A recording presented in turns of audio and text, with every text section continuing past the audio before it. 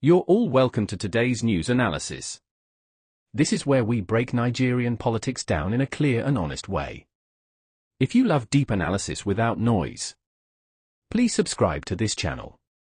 Turn on your notification bell so you never miss stories that truly matter. What you're about to hear is serious. It involves power, control, and a state pushed to the edge. Let's get into it. Rivers State is in trouble. An impeachment notice is served on Governor Sim Fubara. Fast.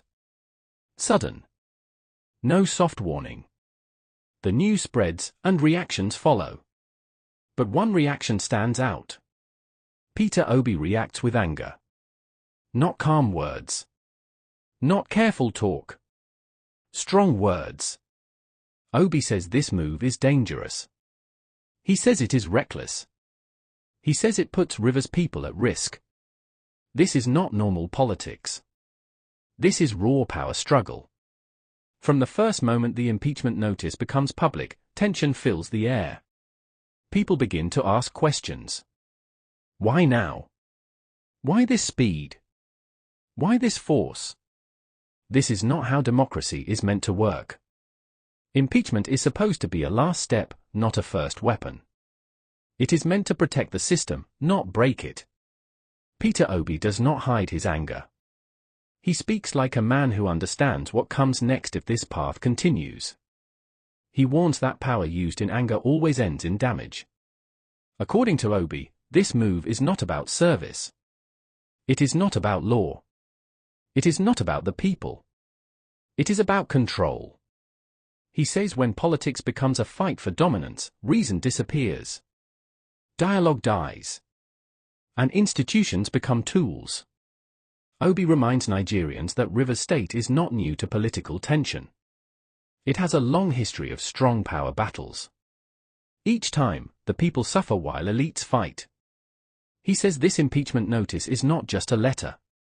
It is a loud signal that something has gone very wrong. Obi's anger grows stronger as he speaks about the timing. Nigeria is already under pressure. The economy is tight. People are struggling to survive. In moments like this, leaders should calm the system, not shake it.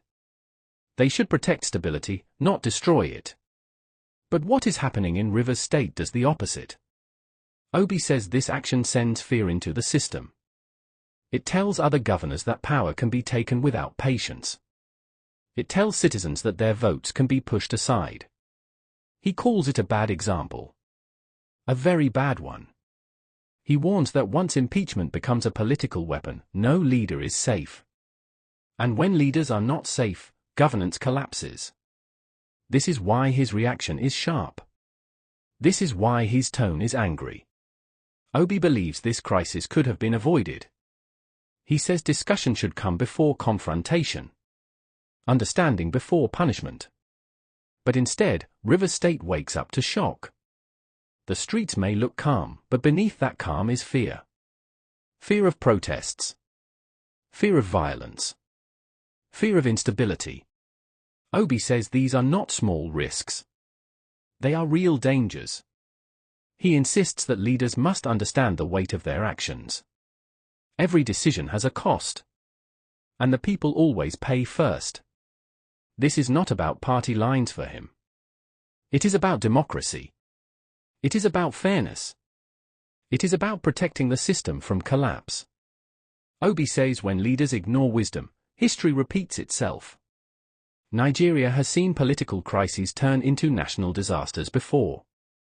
No one should pretend this is different. The impeachment notice may look legal on paper. But Obi says legality without justice is empty. He urges those involved to slow down. To think. To reconsider. Because once this door is opened, it cannot be easily closed. Rivers State now stands at a dangerous point. One step forward could lead to peace. One wrong step could lead to chaos. And that is why Peter Obi's anger matters. It is not noise. It is a warning. A warning that the storm has already started. At the center of this crisis is one powerful name. Nyesom Wike, former governor of Rivers State. current Minister of the Federal Capital Territory under President Bola Tinubu. Wike is not a small player. He is experienced. He is bold. He understands power better than most. For years, Wike ruled Rivers State with a firm grip. He built alliances. He broke enemies. He controlled structures. When he left office, many believed he would step back. That did not happen. Instead, the fight moved to a new level. Governor Sim Fubara came into office as his ally. At least, that was the expectation. But politics changes fast. Trust breaks. Interests clash. Control becomes a problem. Very quickly, the relationship turns cold. Then hostile. Then open war. Wike does not hide his anger. He does not soften his words. He speaks like a man who feels betrayed. Peter Obi watches this and sees danger. He says a former governor should not try to rule from the shadows. He says power must have limits. He says no democracy survives when one man refuses to let go. The biggest concern is Wike's position in government. As FCT Minister, his duty is in Abuja. Security. Development. Administration. But his presence is felt strongly in Rivers State. Obi calls this out clearly. He says a sitting minister should not be deeply involved in a state crisis like this. He says it sends the wrong signal. It blurs the line between authority and interference. And then comes the bigger question. Where is the president? Peter Obi points directly at President Tinubu. He says leadership is about control. About balance. About knowing when to step in. According to Obi, Tinubu should have acted early. He should have called Wike to order. He should have told him to focus on Abuja. But that did not happen. The silence from the top grows louder. And in that silence, the crisis expands. Obi says when a president allows this kind of situation, it weakens the system. Ministers begin to act on personal interest. Institutions lose authority. The impeachment notice, in Obi's view, is not an isolated event. It is the result of unchecked power. He says this is what happens when loyalty is valued over law. When influence replaces process. Wike supporters say he is defending political structure. His critics say he is fighting for control. Obi does not mince words. He says no individual is bigger than the state. No former governor should hold a state hostage. He warns that when personal fights enter governance, development stops. Peace disappears. Fear grows. Rivers State becomes tense not because of the people, but because of leaders. Obi says this is how crises begin. Slow at first. Then sudden. Then unstoppable. He reminds Nigerians that power is temporary. But damage can be permanent. When leaders refuse to step back, the system bends. Sometimes, it breaks. This is why Obi insists that responsibility must return to Abuja. Ministers must face their duties. Governors must be allowed to govern. Anything else is chaos. And in chaos, nobody truly wins. Peter Obi does not calm down. His message becomes stronger. More direct. More urgent. He says this crisis is bigger than Rivers State. It is a test for Nigeria. According to Obi, impeachment should never be used as revenge. It should never be rushed. It should never be pushed by fear or anger. He warns that once leaders start using impeachment as a threat, democracy loses value. It becomes a tool of force, not a process of law. Obi says this is how systems collapse. Not in one day.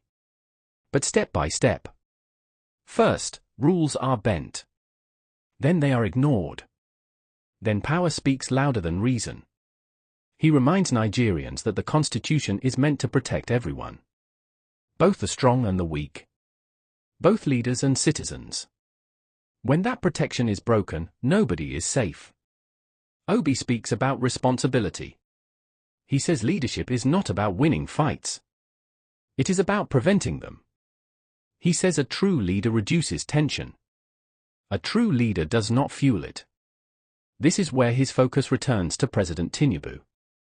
Obi says the president cannot stay silent forever. Silence, he warns, is also a decision. When a crisis grows under your watch, history will ask questions. Hard questions. He says Tinubu has the power to calm this storm. A single firm decision could restore balance. But delay makes everything worse. Obi stresses that Nigeria is already under stress. People are hungry. Jobs are scarce. Hope is thin. In times like this, political drama becomes dangerous. Rivers State is important. Its economy matters. Its peace matters. Obi says turning it into a battlefield of egos is unacceptable. He speaks directly to lawmakers involved in the impeachment move. He tells them to think beyond today. Beyond pressure. Beyond loyalty. He says they should remember why they were elected. Not to destroy, but to protect. Obi warns that violence does not start with weapons. It starts with words. With threats. With unfair actions. He says if care is not taken, this crisis could spill into the streets. And once that happens, control is lost. His tone is firm. Almost personal. He says Nigeria cannot afford another political wound. Not now. Not ever. Obi also speaks to young Nigerians watching closely. He says this is their future being shaped. Their voice being tested. Their patience being pushed. If leaders fail today, the cost will be paid tomorrow. He calls for restraint. For dialogue. For wisdom. He insists that peace is not weakness. It is strength. As his message ends, one thing is clear. This is not about Peter Obi alone. It is about the kind of country Nigeria wants to be. A country ruled by law. Or a country ruled by power. The River State crisis has opened a mirror. And what Nigeria sees next depends on what leaders do now. Because some moments define nations. And this is one of them. The storm in River State is far from over. Every move by leaders now is being watched closely, and every word spoken carries weight. What started as a political disagreement has grown into something larger, a test of authority, of responsibility, and of the very limits of power in Nigeria. What happens next will not only affect River State, it will send signals across the nation. Citizens, politicians, and institutions alike are paying attention, and history is already recording these moments. Peter Obi's anger is not just personal frustration. It is a clear warning. It is a reminder that leadership is measured by more than titles and positions. It is measured by actions, by decisions, by the ability to protect people and institutions. When leaders let personal grudges interfere with governance, the consequences are real and immediate. Schools, hospitals, and services do not wait for political fights to end. People's lives, livelihoods, and safety hang in the balance while those in power battle for dominance. Wike's involvement from Abuja complicates everything. He is no longer just a former governor, he is a sitting minister with responsibility for the capital. Yet his focus on River State shows how personal influence and political loyalty can outweigh national duty. It creates a dangerous precedent. If one minister can defy the expected order without consequences, then what stops others from doing the same? What stops political battles from spreading unchecked across other states? Obi sees the risk clearly. The system begins to weaken when power is concentrated, unchecked, and used for personal ends. The impeachment notice is more than just a piece of paper. It represents a turning point. It shows how fragile the balance of power can be when institutions are not respected. It signals a willingness to use legal processes as weapons. Once that path is taken, it is difficult to return. Democracy is meant to protect the people, not intimidate them. But in this moment, fear and tension are growing faster than law and order. The stakes are high because the actions of a few leaders now determine the safety and stability of millions. Obi's message is clear: the time for reflection is now. If leaders continue to act recklessly, the consequences will be felt by ordinary citizens first. Markets, communities, and families become collateral damage in political wars. Tensions that start in government offices do not remain there, they spill into neighborhoods, into daily life, into public trust. Once trust is broken, it is almost impossible to rebuild. Nigerians have seen this happen before. They know the patterns. And they know the cost. This is why leadership matters more than ever. True leadership is not measured by the ability to intimidate, dominate, or control. It is measured by the ability to calm storms, prevent conflict, and protect the people who are affected by every decision. A governor, a minister, and even a president must understand the chain of consequences.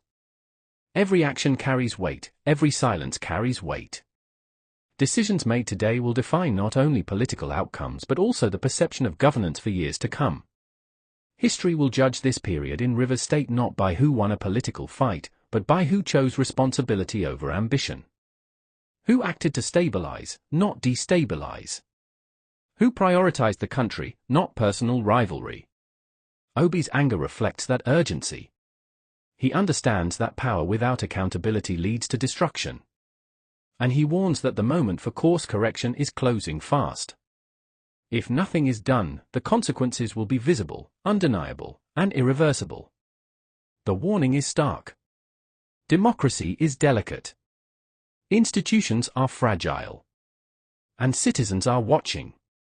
They are aware of when rules are bent, when power is misused, when leadership fails. Moments like this do not fade quietly, they leave marks on society, on confidence, and on governance. Nigeria stands at a crossroads, and the direction it takes depends entirely on the choices of those in power today. Will they act to protect the system and its people, or will they allow personal rivalries to dictate the nation's path? As the crisis continues, the message is unavoidable: leadership is more than influence. Power is more than position. Responsibility cannot be ignored. And the eyes of the nation, the memory of the people, and the scrutiny of history are unblinking. In Rivers State, the storm has begun. Across Nigeria, the lesson is already being learned. Decisions, actions, and silence now will define whether the country moves toward stability or chaos. This is not speculation. This is reality. And it is a moment every Nigerian must understand, watch, and remember.